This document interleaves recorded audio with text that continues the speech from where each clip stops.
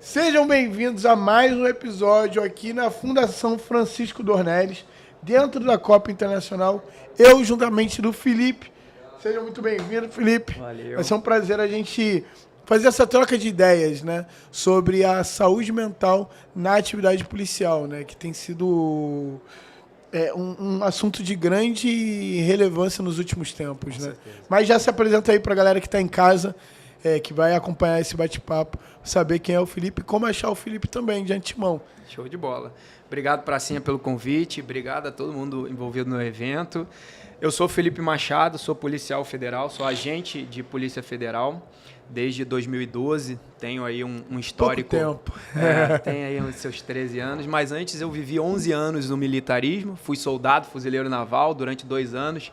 Batalhão Humaitá, batalhão de infantaria lá no Rio. Depois fiquei mais 9 anos como sargento do Exército e aí eu ingressei para a Polícia Federal, onde eu estou até hoje, né? E aí comecei a estudar, a gente vai falar um pouquinho sobre isso, mas comecei a estudar sobre a psicologia, até por um fato um pouco complicado, né? Triste, mas que, graças a Deus, eu me aproximei da psicologia como uma maneira de ajudar. E como você falou, né, é um assunto ainda polêmico e tal, que merece uma atenção especial, porque realmente a gente precisa trabalhar, desconstruir alguns estereótipos, algumas barreiras, alguns muros, para que a gente possa ter uma saúde mental dentro da segurança pública mais apurada, mais comprometida com um cuidado um pouco cuidado. Maior, né? Exatamente. Eu digo que é um muro de Berlim que tem que ser derrubado, né? Exatamente. Ali na internet, na minha ignorância, né, eu faço os vídeos direcionando e sempre tentando desmistificar a imagem do policial. Todo mundo tem a imagem de que o policial é um monstro. E todo dia que passa a gente tenta quebrar um pouco isso, em algumas ocorrências onde as pessoas acabam só julgando o policial como um cara que não pode errar, que é treinado e capacitado. Mas sempre esquecem que o policial é um ser humano que comete erros. Em algumas ações policiais a gente vê aí o policial tendo uma explosão que não condiz com o que as pessoas esperam, mas que vai além, por exemplo, casos como o que houve recentemente na Bahia, onde o policial levou uma latada de cerveja, tomou aquele banho de cerveja e o policial explodiu. As pessoas esquecem que ali tem um cara que sente medo, tá com uma série de problemas, família em casa. E já de início, o que você pode falar para a população sobre esse julgamento em cima do policial? Eu enfrento um pouco essa questão do policial, entre aspas, né? A síndrome do super-herói, a síndrome do super-herói, né? Do super-homem ali. Essa é uma síndrome que a gente carrega, inclusive veio descrita essa característica no Anuário de Segurança Pública de 2023, onde é citado essa síndrome, que é o seguinte: a sociedade, a mídia, toda a sociedade em volta do policial, ela traz para a gente a ideia de que a gente vai salvar o mundo, entre aspas. E a gente acredita nessa ideia.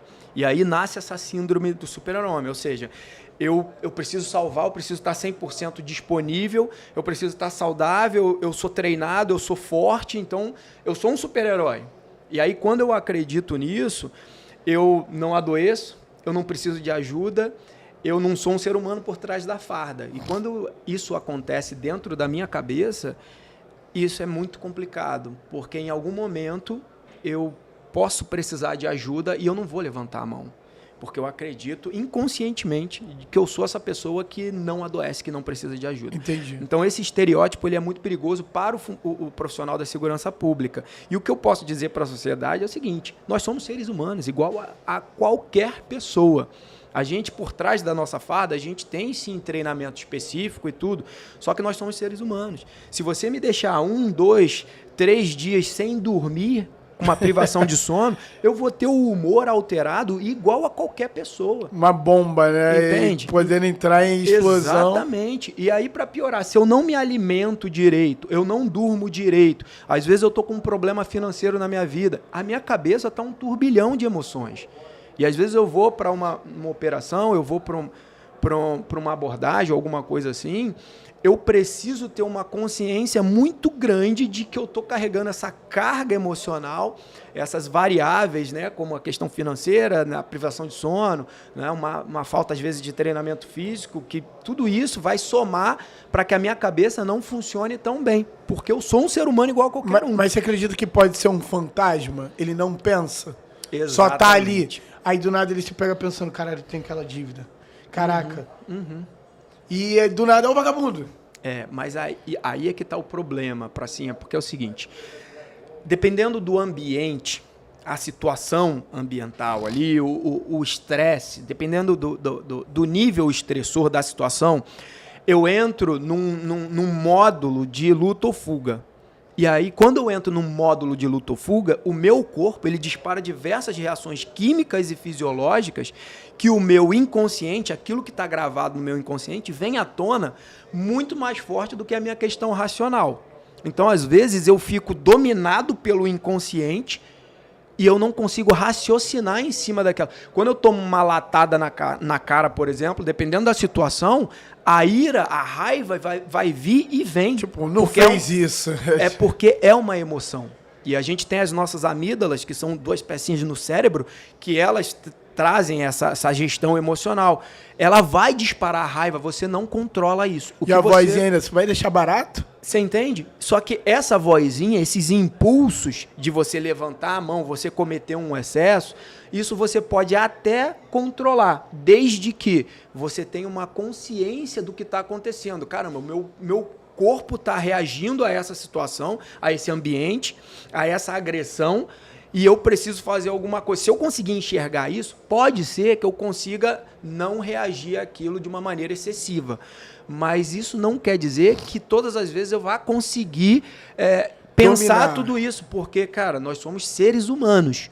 E se eu deixo você sem dormir, sem se alimentar direito, se você está cheio de problema na sua vida, eu posso muito bem não ter esse racional para fazer esse filtro. E às vezes eu posso cometer uma atitude. Quem nunca, numa discussão, por exemplo, proferiu uma palavra um pouco mais pesada ou alguma coisa assim, e depois, putz, Pracinha, desculpa. Cara, na hora, às vezes, o cara já, tipo, errei. Você entende? Porque às vezes o emocional é tão grande, às vezes você recebe uma mensagem no celular, você recebe uma fechada no trânsito, o leão quer sair da jaula.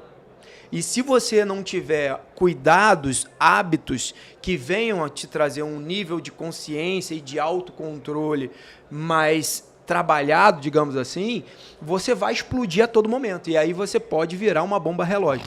É por isso que eu sempre falo para os profissionais de segurança pública, cara, cuida da tua saúde, refaz ali os hábitos que estão precários.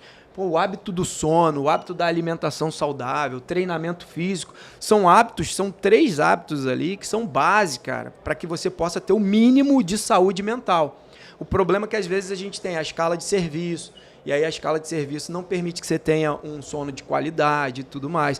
A gente é cercado por informações o tempo inteiro e às vezes a informação chega 10, 11 horas da noite, a gente está no celular, isso vai atrapalhar que eu durma com qualidade. E aí no dia seguinte o meu humor vai estar alterado. A rotina, né, no caso. Essa rotina, cara. A falta dela, né, na verdade. Exato, a falta da rotina saudável. E às vezes você tem uma rotina não saudável e você não percebe. O problema é que a gente não percebe. Você quer ver? Eu vou te dar um exemplo clássico para a galera da polícia que está na rua. Viatura. Às vezes você está andando na viatura o tempo inteiro. Tá? Eu estou falando isso porque isso acontecia comigo e eu preciso filtrar até hoje. Você está andando na viatura e tal, às vezes você tem uma perseguição, às vezes você tem que jogar na seletiva, jogar uma sirene ali para andar e tal, porque você tem que cumprir aquela missão e tudo mais. Enfim, às vezes você está com um criminoso na viatura, você tem que entregar no sistema prisional e aí você tem que abrir o trânsito. Enfim, aquele dia a dia de viatura, quando você sai, que você entra no seu carro para ir para casa, muitas das vezes, inconscientemente, você acha que está na viatura. O cara tá andando devagarzinho ali na tua frente, aí tu tá piscando, pô, meu irmão, sai da frente e tal, não sei o quê. Esse estresse... É um gatilho, né? É um gatilho que dispara e você não enxerga, que e como você não mudar tá na isso? Viatura. Aí é que tá. Acho que é a pergunta de milhão, né? Como Essa mudar é de isso? milhão. Você só consegue mudar isso quando você começa a trabalhar, primeiro, o seu nível de autoconhecimento, cara. O que é o autoconhecimento? É a minha capacidade, aí a gente já está falando de inteligência emocional, é a sua capacidade de você entender quem é você, seus pontos fortes, fracos, suas qualidades, seus defeitos e, principalmente, o que acontece com você em determinadas situações. Por exemplo, Pracinha, quando alguém me fecha no trânsito, eu fico extremamente chateado. É um nível de autoconhecimento que eu preciso trabalhar. O cara me fechou. O que acontece? Uma reação química. Meu irmão, meu estômago começa a embrulhar, meu olho começa a fechar. Eu tô percebendo tudo isso acontecer. E isso são reações do seu corpo químico e fisiológicas que vão fazer com que algum impulso venha para fora, oriundo de uma emoção, por exemplo, a raiva. E quando eu entendo o autoconhecimento, caramba, toda vez que isso acontece, me tira do sério, uma fechada no trânsito. Toda vez que eu entro num elevador, a pessoa não me dá bom dia, eu fico extremamente chateado. Eu preciso conhecer o que me tira do sério, o que me deixa chateado, o que me deixa motivado, alegre. Quando eu conheço essas coisas, eu começo a trabalhar um segundo ponto, que é o autocontrole. Sim. Por exemplo, o que é o autocontrole? Eu vi que quando eu entro no elevador, a pessoa não me dá bom dia e tal, não sei o que, eu fico chateado. Às vezes é uma besteira pra você. Tá mas carente, pra mim não é. Exato, entende? Porque, falta de educação, não sei o quê. Peraí, deixa eu entender. Tem gente que, percebendo, assim, é um ponto bobo. Mas tem gente que, se você não responder o bom dia dela, ela já... Você entende? Essa pessoa tem alguma coisa comigo. Falei com o meu chefe ali, ele nem me olhou direito e tal. Só que às vezes o teu chefe tá cheio de problema. Ele nem viu direito. Não, às vezes o problema é você que tá ali... Você entende? Às vezes você é a bomba relógio. Só que você não percebe. Já tá querendo explodir. Se você não percebe, você não tem o mínimo de autoconhecimento. Como é que você vai controlar alguma coisa que você não percebe que está acontecendo? Se você está provocando a situação. Você está gerando problema. Entendeu? Que não tem. Esse é o problema. E às vezes você leva isso para dentro de casa. Você é uma bomba relógio no trabalho e aí você leva toda essa carga para dentro de casa. E às vezes quem vai pagar o preço é a sua esposa, é o marido, é um filho, é uma mãe... Então, para você conseguir controlar alguma coisa, o primeiro passo é você se entender. É você começar a trabalhar o autoconhecimento. Vou te dar um exemplo, cara, que aconteceu comigo. 2 exemplos. Primeiro, eu sou tricolor, torço pro Flusão, mas, meu irmão, aí eu comecei a trabalhar o autoconhecimento. Toda vez que eu ia assistir ao jogo do Fluminense, quando o Fluminense estava no ataque ali e tal... Eu parava e olhava e falava assim, meu irmão, minha mão tá suada e gelada, meus olhos esbugalhados e eu aqui querendo que faça o gol. Olha só, a reação química e fisiológica do meu corpo. E quando o Fluminense tá para tomar um gol, eu fico ali, caraca, meu irmão e tal. É o corpo reagindo, sacou? É autoconhecimento. Mas peraí, eu não quero isso. Eu não quero ficar nervoso assim por causa de um jogo de futebol. Então posso trabalhar um pouco de autocontrole para controlar esses impulsos de nervosismo? Vou começar a respirar, por exemplo. Aí saiu o gol. Aí tu explode. Não, quando toma, então. Aí o leão sai da jaula. Aí tu xinga o zagueiro, o goleiro. Enfim, mas uma forma de você controlar é a respiração, por exemplo. Para você controlar alguma coisa, você tem que entender o que está acontecendo. Sim. Esse é o primeiro exemplo. Eu comecei a trabalhar um autoconhecimento me entendendo num jogo de futebol. Minha mão suando, cara. Meu pé suando, gelado, por causa de um jogo de futebol. E a gente que trabalha ali, né, com atividade policial, certa vez a gente faz efetua determinadas prisões, a gente tem que fazer ali num processo, um futuro processo judicial, às vezes a gente faz o papel de testemunha, né, daquela ocorrência. E aí eu fui convocado para fazer, né, a testemunha ali de uma ocorrência e tal, videoconferência, eu entrei na videoconferência e estou ali. O preso estava lá e tal, né, o réu, e eu como testemunha da prisão. Cara, eu não era réu, eu não estava respondendo nada. Mas eu comecei a perceber que a minha mão tremia e suava. Eu falei, cara, olha só que loucura. O meu corpo reagindo química e fisiologicamente. Porque tem um monte de cortisol, um monte de adrenalina sendo disparado ali o tempo inteiro. Né? E o cortisol é o hormônio do estresse. E fisiológico, eu comecei a suar na mão, por mais que a minha mão estivesse gelada, eu estava suando e tal, aquela coisa toda, e tremendo, como se eu tivesse feito no banco algo, dos réus. Entendeu? Como se eu fosse o réu. Criminoso. Aí eu falei, não, pô, agora que eu percebi o que está acontecendo, eu posso controlar. Aqui, ó, sem ninguém perceber, eu comecei a respirar. E a respiração, isso todo mundo já ouviu em algum momento da vida. calma, respira. Já ouviu isso na tua vida? O tempo Quando tu todo.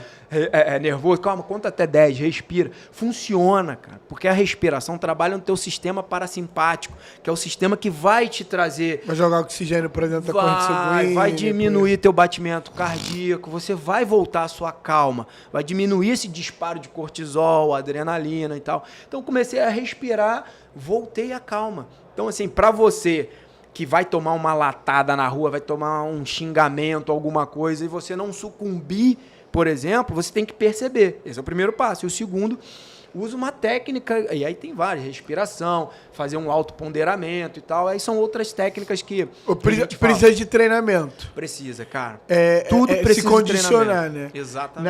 Lá eu tenho um amigo, um policial lá no Rio, que é o que eu até falei contigo que eu ia falar do caso dele. Esse policial, ele é um sargento de polícia, trabalha na área do 2º Batalhão ali, que sabe como é que é? Zona sul da cidade do Rio de Janeiro. Esse policial estava para abrir um negócio, um dia antes da inauguração, a esposa com câncer, onde eles investiram toda a renda deles e aonde ela iria trabalhar. Sim. Alguns dias depois, o pai sofre um derrame. E depois, o filho fica paralisado da cintura para baixo, isso no espaço de 15 dias. Como esse policial, ele atua nas ruas? É o que eu sempre tento passar para as pessoas, o lado humano do policial. E aí, engraçado no dia, eu digo que é engraçado, né? Maré Zero, né, que seria equivalente ao Copom aqui para a galera de São Paulo, manda a ocorrência setor, vai até o endereço tal, informe qual a ocorrência. O morador não está conseguindo desligar a bomba d'água porque está fazendo muito barulho no prédio. Como que o policial chega para resolver uma ocorrência? Pois é, Com o coração batendo lá em cima. E é isso que a gente está conversando. Como ele... calma ali, ó, vagabundo. Depois está numa ocorrência dessa. Aí pensa, a mulher liga, amor, tô com dor, não sei o quê. Como ele consegue lidar com esse turbilhão de emoções, assim. E ainda corre o medo, o cara já cheio de dívida, por conta do negócio que fez. Fala assim, pô, se eu for no psicólogo da instituição, ele vai me afastar. Se eu converso com alguém, vai falar que eu sou fraco. Então, maluco.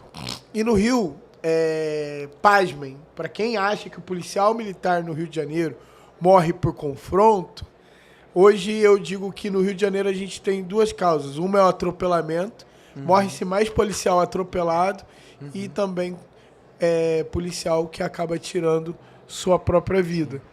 É um risco. O que esse policial para quem, até mesmo eu vou encaminhar para ele, que você teria para deixar para esse policial e para outros mais policiais que eu acredito que estão na mesma situação e ninguém sabe. Sim, sim. Que eu vou fazer questão de jogar isso ali para compartilhar com as pessoas essa sua resposta. Legal. O que você deixa para esse policial e para outros mais policiais que estão em situações como essa? E para as instituições, que é né? importante. Porque é um olhar institucional. É importante esse olhar institucional. Que aí até entra naquela questão, né? O policial ele é treinado para cuidar, mas quem cuida do policial? Quem cuida do policial, né? Então é importante.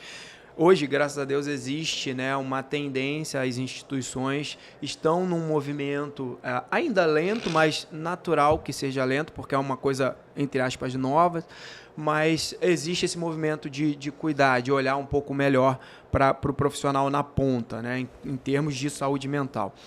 O que eu vou trazer aqui, isso que você trouxe é muito interessante, tá? Esse caso real do colega.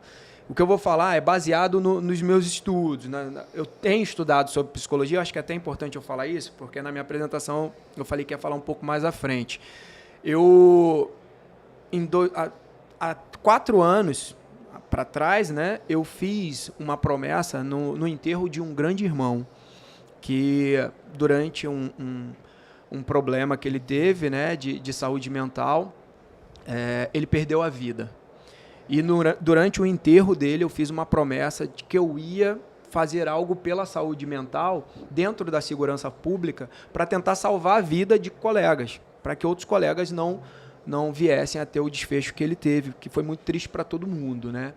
Enfim, e aí eu comecei a estudar psicologia. Eu venho da matemática e da educação física. Todo contrário. Totalmente contrário, uma matéria totalmente objetiva e a psicologia começa totalmente matemática subjetiva. E educação física. Já mostrou aqui? Matemática, educação física e agora psicologia. Mas legal. eu brinco que eu trouxe objetividade da matemática para dentro da psicologia e estou trazendo a subjetividade da psicologia para dentro da lógica, da matemática, e esse casamento é muito interessante. E a educação física que é o corpo. Exatamente, é corpo e mente, você não consegue dissociar isso. E dentro dessa situação que aconteceu, que foi muito chata, eu comecei a fazer um mestrado em psicologia. Comecei a estudar psicologia ali. Fiz uma pesquisa científica, né, onde a Polícia Federal me deu o apoio para eu poder estudar. Bacana, e fazer um mestrado. Isso é muito legal, né? Exato. É por isso que eu estou falando, já tem um olhar, né? Eu acho que ainda pode ser melhor, né, essa velocidade de cuidado com a saúde mental, mas existe. E ali eu recebi um apoio para que eu pudesse fazer uma pesquisa científica, um mestrado em psicologia. Eu fiz o mestrado em psicologia e eu lembro que no dia da minha apresentação da dissertação, eu ia falar para a banca, né? Pô, minha missão está cumprida, porque eu falei no enterro que eu ia pesquisar sobre saúde mental e tal, e fiz uma pesquisa científica. Só que quando eu terminei, que eu fiz que eu fui aprovada, foi aprovada a minha dissertação pela banca, eu falei, cara, a sensação não é a missão estar cumprida, a missão está apenas começando, cara. E eu estou trazendo essa bandeira da inteligência emocional por meio da psicologia e de estudos de neurociência também, para cuidar, para que esse cara, cheio de problema, possa ter pelo menos a informação do que ele pode fazer para ele não sucumbir em uma operação, por exemplo. E aí eu comecei a fazer um doutorado em psicologia e, ao mesmo tempo, a graduação em psicologia. Então, eu estou vivendo a psicologia na pele, todo dia na pele.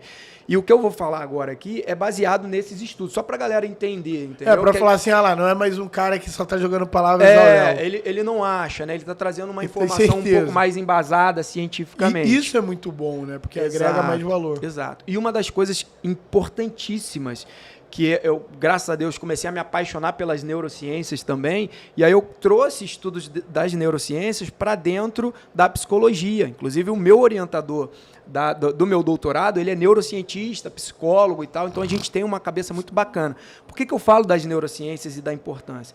Porque para a gente ter a saúde mental, cara, em dia, a saúde mental a gente precisa entender, primeira coisa, que não é uma fotografia. Ou seja, o pracinho acordou agora de manhã e está feliz, eu não tiro uma foto e ele fica feliz o dia inteiro, sabe por quê?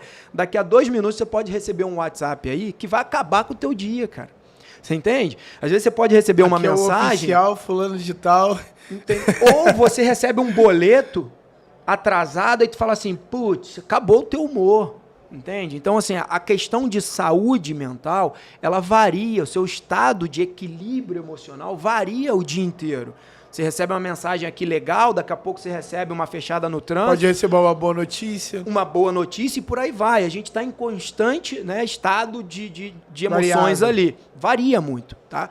Isso é a primeira coisa que a gente precisa entender. E existe uma ou duas variáveis? Não, existem muitas coisas... muitas variáveis que afetam a nossa questão de equilíbrio emocional. No caso do colega, questão financeira. É uma das coisas que mais afetam saúde mental. Você ter dívidas, você ter preocupação, você não consegue botar a cabeça no travesseiro tranquilo e dormir tranquilamente como uma pessoa que não tem dívida nenhuma faz. E aí, com isso, você não dorme direito, você cria preocupações, medos. Aí a gente já está falando de sintomas de ansiedade, não transtorno de ansiedade, mas sintomas de ansiedade, que são as preocupações frequentes, aqueles medos. E isso traz uma irritabilidade, já começa a alterar seu humor, já começa a disparar mais cortisol, eu já não durmo direito, começa a entrar um quadro de insônia, no dia seguinte vou estar com o humor alterado. Olha o que está acontecendo na cabeça desse sargento. Começou a ter preocupação financeira e tal, daqui a pouco vem uma notícia de câncer na família. Caramba! O que será que vai acontecer durante o processo no tratamento? Meu Deus, será que eu vou perder um familiar, um ente querido? vai somando mais um tijolo que ele não consegue dormir direito, que a cabeça não não consegue parar para descansar, não consegue parar de pensar. E aí vem outro quadro e outro quadro. Cara, uma pessoa como essa, ela precisa, primeiro, desconstruir qualquer estereótipo do tipo, se eu for pedir ajuda para um profissional da saúde mental, eu sou maluco, ou vão achar que eu sou maluco, vão achar que eu sou fraco. Isso eu preciso desconstruir. Eu preciso entender que a gente é forte pra cacete, cara. E isso é a primeira coisa que eu quero deixar claro. A gente é muito forte. Eu não gosto do mimimi de, ai, meu Deus. Porque existe uma psicologia onde você entra num consultório e fala assim, tô tão frágil, tô tão assim, Aí, dependendo do profissional, realmente ser um frágil, caramba e tal. Porra, isso pra mim não existe. Tem médico que não quer perder o cliente. Exato. E quer falar o que o cliente quer ouvir, né? Exatamente. A psicologia que eu acredito é aquela psicologia que vai trazer um choque olhar... de realidade. Às vezes vai até concordar com você em alguns pontos e tal, mas vai te causar reflexões importantes que você precisa entender que você não é fraco, cara. Você é forte pra caramba. Só que existe um limite. Existe um ponto, e aí entra o autoconhecimento de novo, cara. Existe um ponto que eu tenho que falar assim, caramba, a partir daqui eu não consigo mais sozinho, irmão. E não é vergonha eu levantar a mão e pedir ajuda, porque eu preciso. Porque senão eu começo a entrar num quadro de depressão. E dependendo do nível de depressão que você vai entrar, se você entrar numa depressão muito profunda, começa a vir ideação suicida. E a gente precisa falar sobre isso. Existem mitos, não pode falar de suicídio porque vai se matar. Não é bem assim, cara. Essa é a pergunta que eu ia te falar. Tipo assim, constantemente a gente ouve, a gente não pode tratar sobre o suicídio porque eu vou incentivar as pessoas a se matarem. A gente não pode falar. Como é que eu falo de uma coisa? Isso, cara, eu sensacional. Já criei um mito. Sensacional. Pracinha. Eu assistia a uma palestra de um doutor em psicologia, especialista em suicídio. Ele é da Universidade de Belo Horizonte. Sensacional a palestra. E uma das coisas que ele desmistificou, e eu achei muito interessante, é um assunto que a gente precisa falar sim. O que é proibido? Existe uma proibição? Existe. A mídia começar a promover as notícias de suicídio, por exemplo, houve um suicídio aqui, aí a mídia começa a usar de forma sensacionalista, se matou e tal. Isso é perigoso, porque imitadores. Exatamente. Pessoas que estão, em algum momento da sua vida, uma condição de saúde mental precária e pensando com algum tipo de ideação suicida, essas pessoas podem se sentir motivadas a cometer também. Isso, de fato, não pode. A mídia não pode levar isso dessa forma sensacionalista. Porém, por exemplo, houve um suicídio na instituição. Você precisa falar sobre isso. Sabe por quê? Vamos supor que dentro da minha seção ali, do meu setor, alguém cometeu um suicídio. Eu passo a ser fator de risco. As pessoas, os familiares daquela pessoa que cometeu o autoextermínio, passam a ser fator de risco. E aí precisa haver uma intervenção, uma roda de conversa, por exemplo. A gente precisa falar sobre estimular atividades para a pessoa entender que aquilo aconteceu e o que ela pode fazer para que aquilo não aconteça com ela. Porque eu passo a ser fator de risco para o suicídio a partir do momento que alguém se suicida próximo de mim, seja um familiar ou um colega de trabalho, entende? E quando eu tenho uma rede de apoio, aí já é o contrário. Eu passo a ter um fator de proteção ao suicídio. Então, se eu tenho os meus amigos, a minha família, eu tenho uma rede de apoio que podem me proteger. Porque, geralmente, não é regra, tá? Mas a grande parte das pessoas que entram numa depressão profunda correm um risco de cometerem o suicídio. Não necessariamente todas as pessoas que se suicidam foram por conta de depressão, mas existe... E um ponto que tu fala sobre a coragem das pessoas, e aí mostra a coragem. A pessoa, para subir num coisa, para poder fazer isso, ela é muito corajosa, mas está usando a coragem de uma maneira errada, porque talvez alguém não... explorou isso para ela, para mostrar o quão valente ela é. Para chegar no ponto de tirar a sua própria vida, o medroso ele não faz. É porque assim, cara, o suicídio, às vezes você pode até fazer uma associação com um ato de coragem ou alguma coisa assim, mas na verdade a pessoa só quer cessar uma dor, sabe? A pessoa está passando por uma situação na cabeça dela, onde o psicológico dela tá tão afetado, tá tão complicado, digamos assim, que ela quer eliminar aquela dor. E o suicídio é nada mais, nada menos do que eu querer me livrar daquela dor. Eu não consigo, eu não aguento mais. Ele não tá pensando... Não é um ato de coragem, de tipo, eu vou lá e vou mostrar para todo mundo o que eu faço. É mais ou menos, eu não aguento mais essa dor. E... Mas ele, assim, só para me entender e as pessoas... naquele momento ali, ele não pensa no que ele está fazendo, ele só faz. Às vezes ele pensa... Tipo, ele vê a arma aqui, caraca, bum. Às vezes ele pensa, porque assim, pode ser que você tenha algum tipo de transtorno mental, que você, num momento de pico, de êxtase ali da sua psique, você vai cometer meio que como se você tivesse inconsciente, não pensando mais, pode ser. Mas você pode ter a sua consciência assim, cara, do tipo, você quer cessar aquela dor e você faz isso consciente. Entendi. Entende? Então, é muito complexo. Porque a maioria das pessoas se apega ao último fato. E é multifatorial o suicídio muitas das vezes. Porque, por exemplo, por que o fulano se suicidou? Porque brigou com a namorada. Cara, é complicado. Não é isso. Não é só isso. Tem muita coisa por trás. Mas as pessoas se pegam ao último fato.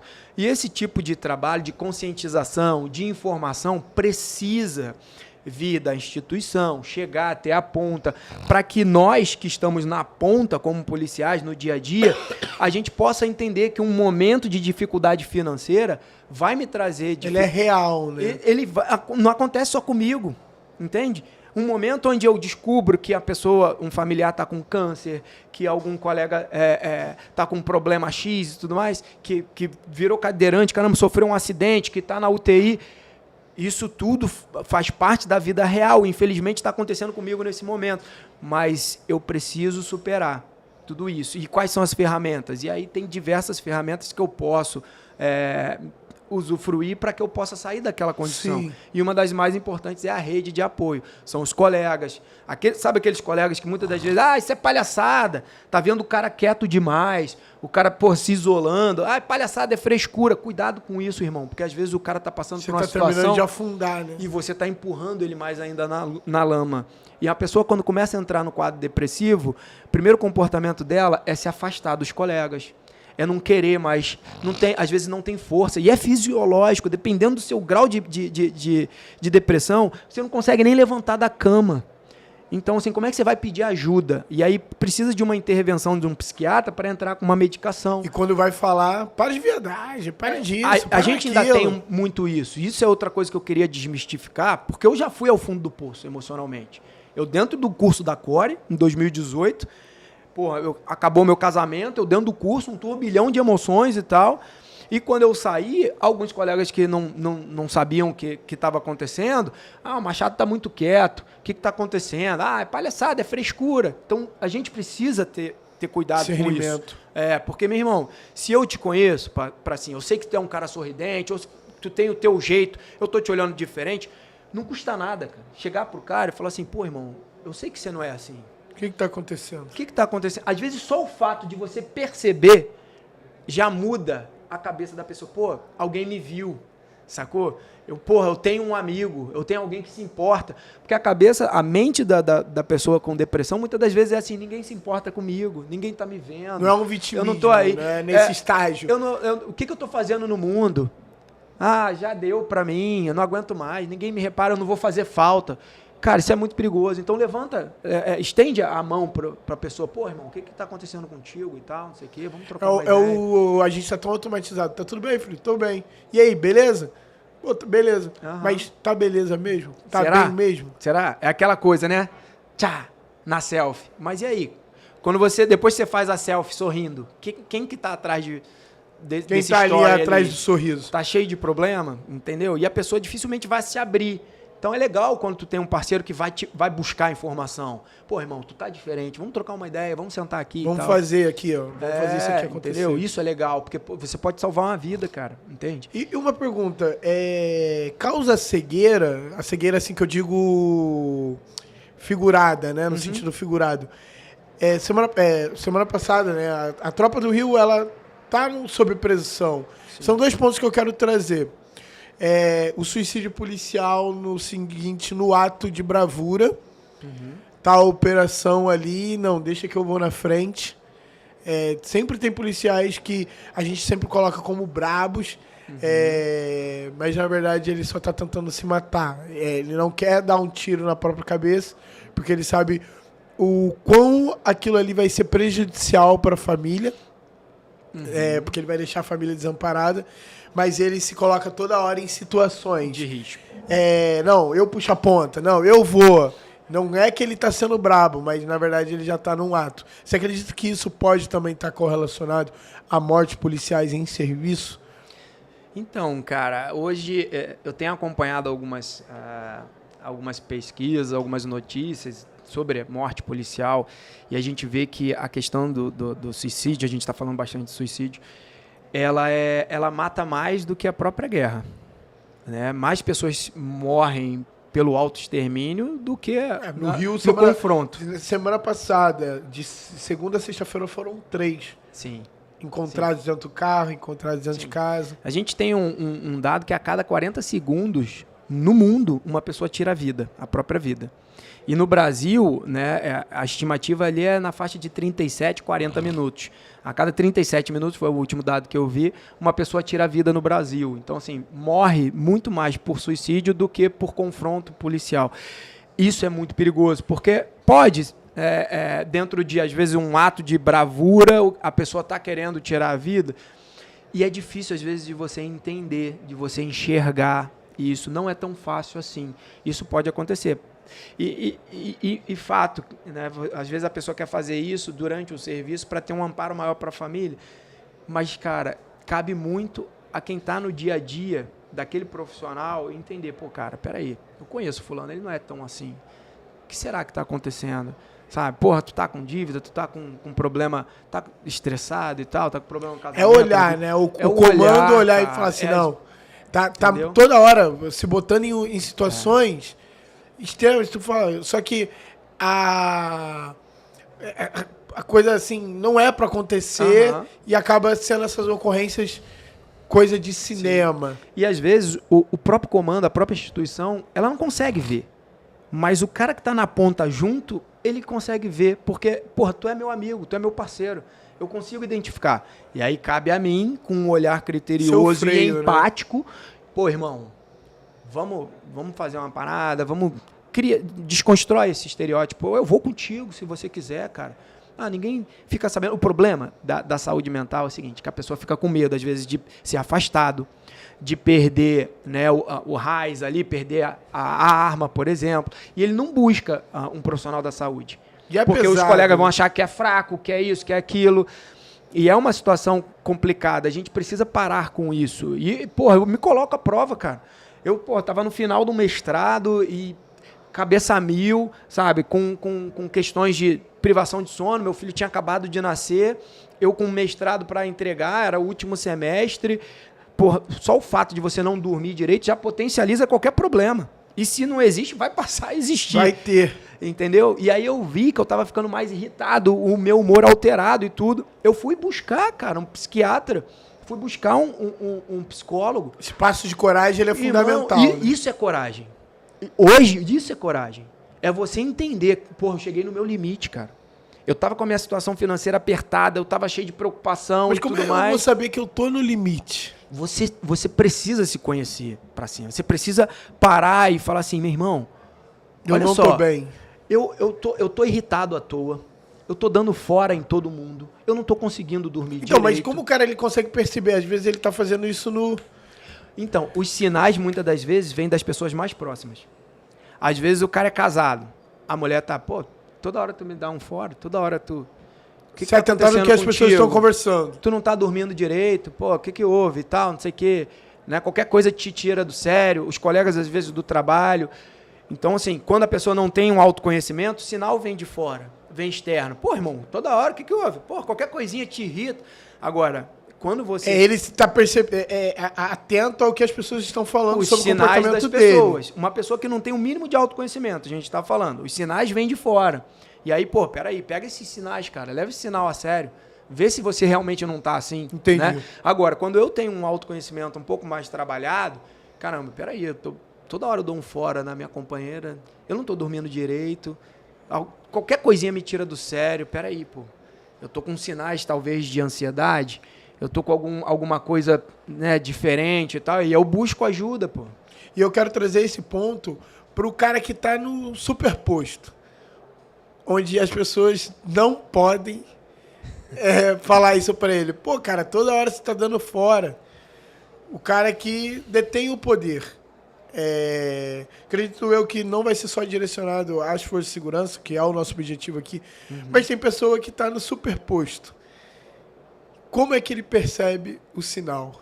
O superposto que você diz é uma autoridade? Ele está num ponto de comando, ele tem o poder, as pessoas são subordinadas a ele, e ninguém fala para ele por medo.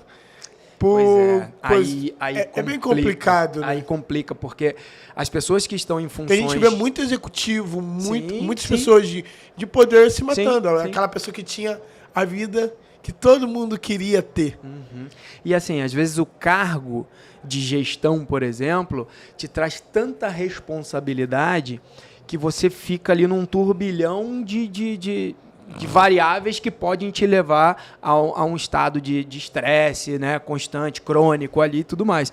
Então é difícil, porque o feedback não vai vir muitas das vezes, porque os subordinados ficam ali sem graça de falar, ainda mais se você for um tipo de autoridade que você não dá esse tipo de abertura. Agora, você precisa ter um mínimo de autoconhecimento. Sabe por quê? O problema é um chefe de setor, um gestor, um diretor, seja lá qual for a autoridade, se ela está vivendo um estresse crônico e se ela não consegue ter um mínimo de autoconhecimento e autocontrole em cima da gestão emocional dela, ela vai transmitir isso para a tropa. E a partir do momento que você transmite essa carga para a tua equipe, você como líder, você pode fazer com que toda a sua equipe comece a se estressar e você pode adoecer um monte de gente. Demissões em massa. Absenteísmo. As pessoas que começam a entrar com atestado médico um atrás do outro, porque começa o burnout, começa uma série de problemáticas. Por isso que a gente tem que desmistificar esse assunto. Não pode falar. Porque às vezes o cara ele tá numa condição que ele tá provocando isso nas pessoas, mas por a gente não ter a voz para esse assunto, ele não sabe que ele está sendo um mal e também está se colocando nessa situação. Então, acho que é por isso que é importante esse tipo de assunto ele não ser tratado como sensível. Sensível, sim, pelo resultado que ele causa. O assunto, não. Mas o dano do que a gente está conversando. Mas o tema em si, ele ser tratado com respeito e tem que ser ouvido pelas pessoas. Sim. Porque se ninguém fala, o que eu faço é normal. Aí vira uma bola de neve. Porque eu vou transmitir essa carga para alguém, que pode transmitir para alguém, que aí adoece um setor inteiro, uma tropa inteira, por exemplo. E é importantíssimo, cara, a gente se conscientizar de que não é só o soldado que está lá na ponta que adoece. É o soldado, é o cabo, é o sargento. É o símbolo do infinito. É o tenente, é o major, é o coronel, todo mundo está propenso a algum momento da sua vida ter uma condição de saúde mental prejudicada. Então você precisa, principalmente os gestores, porque a gente vê bastante assim, vamos trazer aqui uma palestra sobre inteligência emocional. E eu faço palestra sobre inteligência emocional na atividade policial. O que a gente pode fazer para a gente poder, né, em pleno século XXI, voltar para casa livre, sem estar preso, sem estar respondendo um processo judicial e sem levar uma carga de estresse para dentro de casa. O que eu posso fazer? Então, a palestra é mais ou menos nesse sentido. Mas aí você vê, as pessoas pedem palestra, às vezes, e os gestores não estão ali. Quem está é a tropa, às vezes. Então, você olha e fala assim, caramba, mas o gestor precisa entender que, em algum momento, ele também adoece, entendeu? Então, isso é legal a gente falar, informar, conscientizar todo mundo de que qualquer pessoa é passível de passar por um problema emocional, cara. O que eu ia falar sobre a cegueira. Semana passada, provavelmente você recebeu esse vídeo, os dois policiais eram companheiros, um compadre do outro, e acabaram se envolvendo numa situação deles, acabaram trocando tiro entre eles. Não sei se chegou a ver esse caso no Rio de Janeiro. Aconteceu em Vila Valqueire. Os dois estavam dentro de um veículo, as câmeras registraram essa situação e o áudio Eram câmeras que gravavam com áudio. Em determinado momento ali na Avenida Jambeiro, acredito que você conhece, Conheço. o policial, ele abre a porta do veículo e ele sai. Esse policial que vai acabar sendo morto pelo seu Eles estavam na folga ou... Na folga. Os dois armados e tal, não se sabe as circunstâncias. Antes tem stories deles nas redes sociais abraçados, rindo, brincando, falando o que ia fazer, acontecendo aquela noite, Pereira Parará. Posteriormente, esse policial, ele pula e sai pela mesma porta. E você ouve. Eu não vou me recordar os nomes aqui agora que ele fala, mas eu vou usar o exemplo. Como se eu e você tivesse... E ele fala, Felipe, sou eu, Felipe. Felipe, é o Matheus, é o Pracinha, Felipe. Ô, Felipe, é o Pracinha aqui, cara, tá maluco? Como se o outro não tivesse o reconhecendo.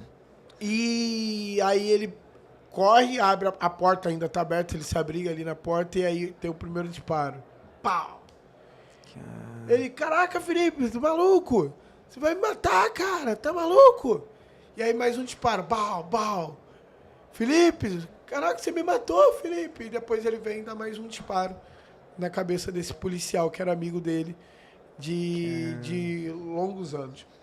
Nas postagens, eu não opinei, eu vi assim alguns comentários falando assim, Felipe, não é assim, eu não tô entendendo até agora, a ficha não caiu. Eles eram muito amigos. Eu não tô entendendo, ele é o tempo todo, as pessoas assim próximas deles comentando. Eu nunca imaginei isso, pô, o tempo todo. É onde entra a questão da cegueira, que eu te comentei ali. Esses surtos causam uma cegueira? Então, é difícil, e foi até bom você, assim, meu ponto de vista, né? Foi até bom você não entrar a fundo nos comentários ali, eu também não entraria. Não, eu acho eu que não você comentei, foi bem mas eu consciente. queria entender o que aconteceu ali. Aí é que tá, a gente, é difícil de você comentar, porque você não sabe se a pessoa tinha alguma condição de saúde mental, se a pessoa estava passando por algum tipo de surto naquele momento. Então, é muito complexo você comentar alguma coisa se você não sabe o que estava acontecendo. Eu não sei se ele tem algum tipo de transtorno diagnosticado. Então, dependendo do transtorno, pode ser que ele surtou ali e perdeu completamente a consciência. Pode ser. Não sei o que aconteceu. Mas, assim, então, é difícil a gente... Essa questão psicológica. Mas o que eu quero entender não é comentar esse caso. É tentar entender o caso no seguinte ponto... As pessoas falam assim, mas olha como que dão arma para a mão dessa pessoa, como não sei o quê. A pessoa, por exemplo, eu posso criar um transtorno, por exemplo, eu não tenho um problema mental, exemplo. Eu posso adquirir ele ao longo dos anos? Pode. Você pode entrar num quadro de depressão, num quadro de ansiedade. Você pode desenvolver alguns transtornos que te levem a uma condição, por exemplo, de você surtar. Entendeu? Tive uma síndrome do pânico, alguma coisa nesse sentido. Pode acontecer. Pode acontecer esse tipo de situação? Dificilmente isso acontece num estalar de dedos. Você vai dar sinais e tal. Eles eram profissionais antigos da corporação. O problema é que muitas das vezes a gente esconde pela síndrome do super-homem, né, do super-herói. Às vezes a gente esconde porque a gente não tem medo de perder a arma. Às vezes a gente esconde porque todo mundo vai chamar a gente de maluco, de fraco, e aí a gente esconde a nossa condição de fragilidade naquele momento e as coisas só pioram. Por isso que eu estou tentando desconstruir a ideia de que pedir ajuda para um profissional da saúde mental é coisa de fraco, é coisa de maluco. Não é. Você tem que ser forte pra cacete, irmão, para bater na porta de um psiquiatra ou de um psicólogo e falar assim, cara, tá acontecendo isso, isso e isso comigo hoje. Entendeu? Então, assim, fica claro. E eu vejo que você pensa da mesma forma, Pracinha. A gente não é esse pobre coitado, a gente é forte pra cacete, irmão. A gente é forte pra cacete. Pô, mas tem um limite. E quando eu percebo que eu não estou dentro da minha normalidade, é melhor que eu busque ajuda para que eu não construa um efeito colateral danoso na vida de outras pessoas. Por exemplo, uma pessoa perdeu a vida. Não sei como é que foi a história a fundo ali, mas uma pessoa perdeu a vida. Eles eram, assim, pelo que eu entendi, eles eram super amigos. Não tinha desavença. Não era coisa ali de eram criou super amizade amigos. ali há pouco tempo. São e amigos brigou. antes, lá no passado, sabe? Um compadre do outro, padrinho de casamento. Sabe? É super amigos. As pessoas julgam porque eram policiais. Uhum. Igual acontece aqui no mundo civil, aqui fora. Uhum. Uma fechada de trânsito, alguém sai ali, começa a brigar, daqui a pouco é totalmente diferente. Os caras tinham um vínculo emocional ali, né? Exatamente. Assim, não é uma coisa assim, eu conheci você agora, do nada a gente se desentendeu e chegou a vias de fato. Uhum. Não, trabalhavam na instituição, mas eram amigos antes. Não justificaria, né? Viviam no pessoal, fora e por aí vai e tudo mais. Onde eu queria te perguntar, a cegueira acontece de eu ter um ataque que agora eu saio do pracinha e vivo, olha assim, tipo, não sei quem é você. E... os nossos excessos podem acontecer justamente aí. Lembra que eu falei que o ambiente, dependendo do ambiente estressor, a gente, quanto mais estressora é a situação e eu não tenho controle desses meus impulsos que nascem das minhas emoções, por exemplo, a emoção de medo, de raiva, se eu não tiver controle desses impulsos, eu posso ser dominado pelo meu irracional e eu não ter condições de raciocinar.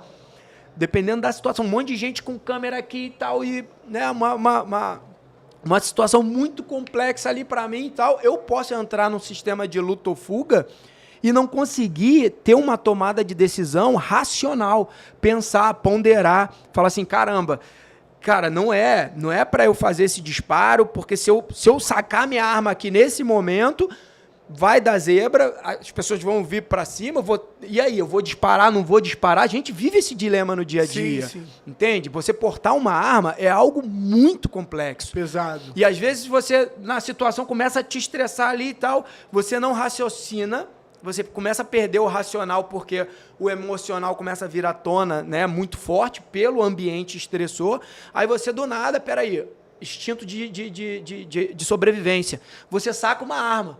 Aí as pessoas vêm para cima de você. E aí, tu vai atirar? Não vai?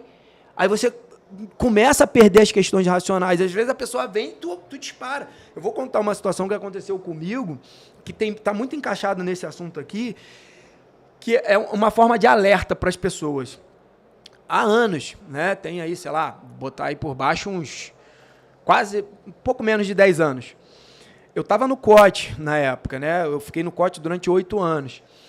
E eu saí da minha casa para ir trabalhar. Parei num semáforo, o semáforo fechou, parei meu carro e tal, normal, 7 horas da manhã. Aí tinha uns 4 carros na minha frente parados e eu tô ali esperando o semáforo abrir. Irmão, quando eu olho, eu olhei assim e falei, caralho, um coco. O cara jogou 7 horas da manhã um coco pela janela do carro. Aí o que veio? Vai lá. A vozinha. Bora. Você não Meu vai irmão, tu é polícia. O cara jogou um coco na tua cara. Tu não vai fazer nada, tu é do parceiro. COT, tu é polícia pra caraca, rapaz. Olha só, e sério isso. Do nada, ó. Buf, ponteiro de 0 a 100, parceiro. Eu falei, caralho, meu irmão. O cara jogou um coco. Meu irmão, o cara jogou um coco. Um coco pra fora do carro. Um pedaço de bala. Juro, assim, abri a porta do carro e pum, fui na direção do coco. Pra quê? Pegar o coco, jogar na janela do cara, meter o dedo na cara dele e falar assim, meu irmão, porra, tu é um porco, um imundo, lixo da sociedade. Tu não merece viver em coletividade, irmão, porque quando tu joga essa porcaria aqui no chão, quando vier a chuva, essa porcaria vai tampar o bueiro e tal, vai inundar, vai entrar água na casa dos outros, ratazana, leptospirose e tal, não sei o quê. Olha só a loucura. Surtei. Tem um filme, Dia de Fúria, até um filme da Cascudo. Surtei, irmão. Só que quando eu cheguei, meti a mão no coco, o semáforo abriu, o carro do cara começou a andar, mano. Minha cara... Eu falei, cara... Jogar no lixo. Não, larguei o coco, fui pra dentro do carro. Aí uma colega, eu tava fazendo uma palestra, a colega da PRF, até falou assim, pô, tu deixou o coco na rua. Eu falei, porra... E jogou de novo, né? Eu tava, pegou e jogou. Eu tava explodindo naquela hora. Eu ia pensar no... Corri pra dentro do carro, pra quê? Pra ir atrás do cara. Pra falar que ele era um lixo da sociedade, não devia viver em coletividade, porque a leptospirose e tal... Só que nessa de eu entrar pro carro e tal, não sei o quê, vários carros entraram na minha frente, me buzinando, me chamando de maluco ali e tal. Cadê? Perdi o cara de vista. Ele deve ter entrado numa das primeiras ruas, ele nem viu, brother. Ele nem viu o que estava acontecendo comigo o e tal. A guarda dele abriu o sinal. Explodindo. Aí, beleza. Aí fui com essa porra na cabeça e tal, dirigindo. Aí fui chegando perto do corte. na entrada o COT fica dentro da superintendência, né? Tinha a entrada da superintendência ali e uma avenida grandona. Eu parei o carro e tô remoendo o coco ainda. Porra, essa porcaria o cara jogou e tal, não sei o que. Irmão, eu olho pro lado, juro por Deus, não tinha 5 minutos que eu tinha passado a parada do coco. Eu olhei uma garrafinha dessas de 600 ml de água, eu olhei 3 caras dentro de um Corsa, eu baixei o vidro e comecei. Seus lixos da sociedade, seus imundos. Já levou o coco e levou da água. Que a ratazana é leptospirose, meu irmão. Os caras olharam um pra cara do outro, tipo assim, cara, que esse retardado, esse maluco e tal, não sei o quê. E a via ali, tava só esperando aliviar pra eu entrar. Os caras entraram na via, cagaram pra mim. Entraram na via e foram embora. Eu entrei e fiquei naquela dicotomia. Vou atrás desses caras pra falar que eles são lixo da sociedade, porco, imundo e tal. Ou eu entro aqui no meu trabalho, aqui, que eu já tô aqui. Aí entrei revoltado, eu falei, caraca, meu irmão, tá... Aí de manhã no COT a gente faz uma chamada e tal, né? Aí eu entrei no auditório, alguns colegas sentados, e aí Machado e tal, não sei o que, eu falei, porra, meu irmão, aí, pô, os caras, o que houve? Eu falei, um porco me joga uma porcaria de um coco pela janela do carro, 7 horas da manhã, aí o outro imbecil aqui me joga uma garrafa e tal, não sei o que. Aí os caras, porra, e tal, tudo macho alfa, né? Eu falei, porra, me alimentei daquela parada. Aí fui fazer meu treinamento físico, e depois a gente fazia treinamento tático. Fiz o treinamento físico e tal, meu irmão, endorfinas, né, que te dá aquela sensação de analgesia, de prazer, atividade física, galera. Pratique atividade física para sua saúde mental. Isso é imprescindível. Desestressei, cara. Quando eu estava debaixo do chuveiro me preparando para ir para o treinamento tático, eu comecei a ficha cair, cara. Eu falei, meu irmão, olha só que loucura. Raciocina comigo, para assim, se eu consigo meter o coco dentro do carro do cara e meter o dedo na cara do cara, vamos supor que o cara tá armado. Imagina você dentro do teu carro, de manhã, tu armado, chega um cara, bum, dá uma cocada na tua cara, mete o dedo, tu tá armado. Irmão, a 100 metros na minha frente tinha uma escola, cheio de criança chegando, horário de 7 horas da manhã, cheio de criança. Se esse cara me atira, tu acha que eu não ia puxar? Instinto de sobrevivência. Ia dar um tiro no cara ali? Ia atirar ou não ia? A gente podia matar uma criança que estava indo estudar, sacou? Olha só que doideira. Beleza, passou a parada do coco. Lá na frente, onde os caras jogaram uma garrafa, quem conhece Brasília sabe. A superintendência fica de um lado da rua, do outro lado da rua, uma rede de hospitais, cara. Tu imagina se os 3 caras saem do Corsa. Do jeito que eu tava, tu acha que eu ia subir o vidro e falar, pô, irmão, desculpa aí, tô estressadão. Eu ia sair, ia tampar no braço com os caras. Na mão. Não, aí imagina se eu tô tomando um prejuízo, instinto de sobrevivência, irracional, inconsciente, ó, para me defender.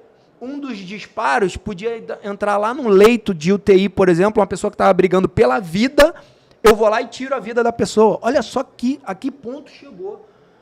E aí eu consigo responder a tua pergunta. Quando tu entra no módulo irracional, irmão, você não consegue ver o que está acontecendo. Você vira uma bomba relógio.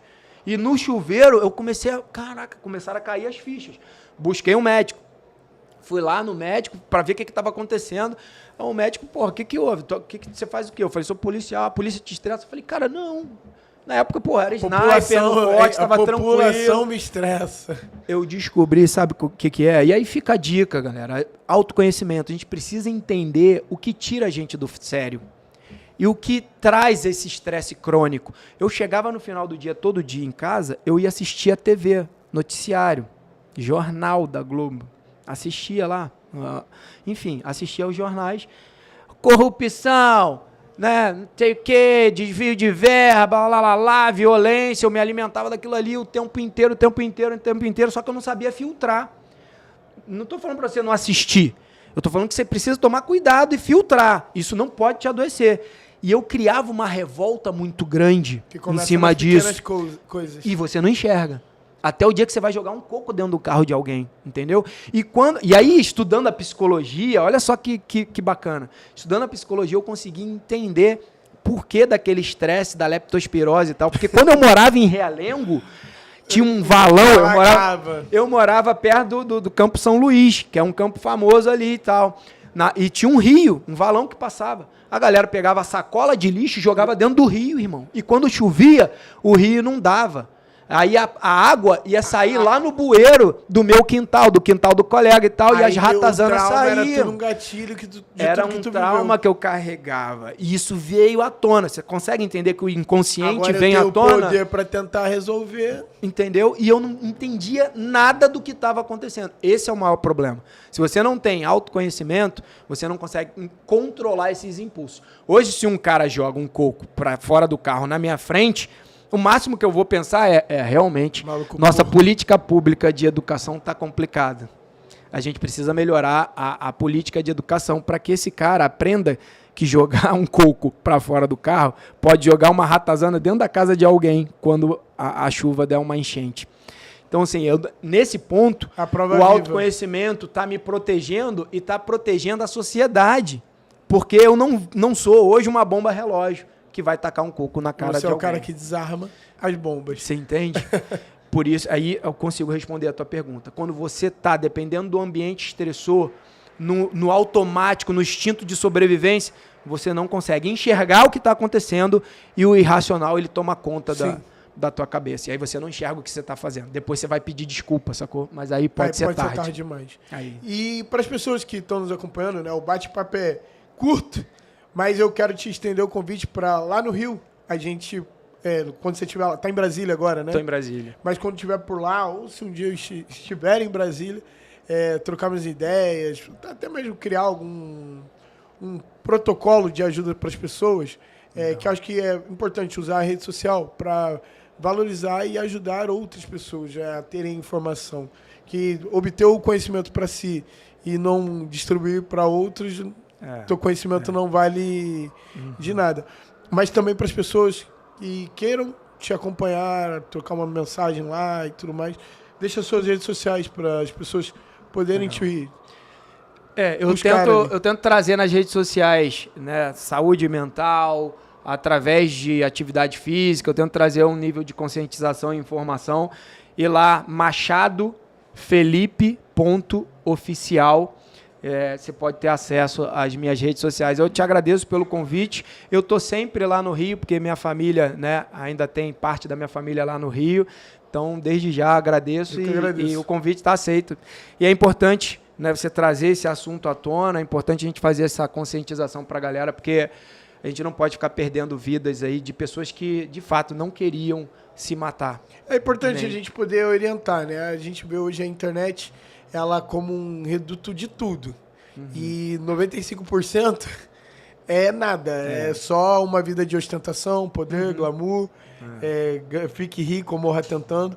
Mas, assim, a gente que preza por alguns valores, poder ensinar, trazer esse conteúdo, mostrar que tem uma luz no fim do túnel. Exato. Que é só um dia ruim. Amanhã pode ser diferente e dar a chance de poder seguir no caminho. Sim. Do que chegar aí, até mesmo para as pessoas que são as âncoras, né? De falar assim, para de graça, sai dessa. Porra, orientar essas pessoas a saberem que, às vezes, alguém que está do lado dela está pedindo ajuda e quando foi te pedir ajuda, expôs você. Para de viadagem, para de loucura. Frescura, pô, bobeira. Então, assim, é legal a gente trazer para poder desmistificar cada vez mais. E é isso. Qual é o último recado que você quer deixar para a galera que vai acompanhar e entender cada vez mais? E assim a gente se encerra assim que você terminar as falas. Vou deixar um recado, pessoal. Todas as vezes que eu passo um problema, e eu já tive um problema grande, que minha filha foi morar em outro país, né? E eu perdi... Eu contato hoje com a minha filha por vídeo e espero vê-la em breve presencialmente, mas ao mesmo tempo que minha filha ia para outro país, meu pai entrou num quadro de câncer, ou seja, eu tive uma série de problemas. E todas as vezes que eu tenho esses problemas que qualquer um pode ter em algum momento da vida, eu busquei a atividade física como um grande remédio. Hoje, por exemplo, eu me desafiei a correr a meia maratona da Polícia Federal, que acontece agora dia 30 de novembro. Eu saí do zero e vou correr 21 quilômetros agora, e isso tudo em 8 semanas. Então, assim, é um ato meio de loucura, mas é uma forma de eu manter a minha condição de saúde mental em dia por meio da atividade física. Então, galera, o corpo em atividade, ele cuida da mente, tá? Então, um dos remédios mais poderosos para você manter a sua qualidade de saúde mental é você praticar atividade física. Não negligencie, não negocie atividade física, sono e alimentação. A gente já está perdendo muitas condições de saúde mental, muitas vidas, porque a gente acaba negligenciando esses 3 pilares de alimentação, sono e atividade física. Então, se a galera quiser seguir lá, machadofelipe.oficial, vocês vão ver. Hoje eu tive que acordar cedão, porque eu vim para cá, né? Então eu tive que acordar cedão, porque hoje eu tinha 10 quilômetros previsto. Fui lá e tiquei meu treino. Gosto de correr? Não, irmão, odeio. Gosto de jogar bola. Mas correr não, mas fui lá. Então, pessoal, se cuida aí, fiquem com Deus e carreguem essa bandeira do cuidado com a saúde mental. É importante, né? O corpo que não vibra é o esqueleto que se arrasta. Se a gente encerra. Valeu, irmão. Tamo junto. Tamo junto.